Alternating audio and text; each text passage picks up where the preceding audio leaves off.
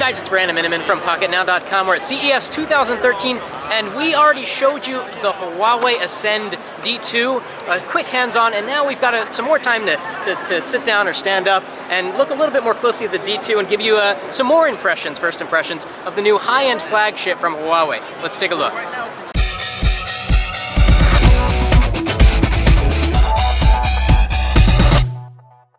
So Huawei is trying to kind of rebrand themselves as a more higher-end manufacturer to be able to compete with HTC and Samsung and so forth.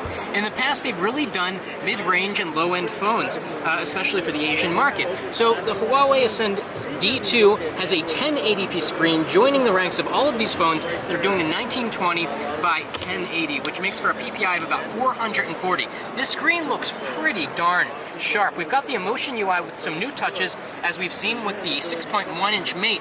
We've got the disappearing home buttons, which is so cool, and it makes so much sense. So you go into any application, and you get the full screen, and if you want the buttons back, you go pop, and there they are. Really cool feature that actually I wish we would see in other devices. We've got a quad-core CPU with 2 GB of RAM, but this is very laggy, and which leads me to my next point, that this device tries to be high-end, but really isn't, because it's pretty slow. And that was pretty fast, but let's flip around. We can see some dropped frames there when you're clicking around. Let's go into a game.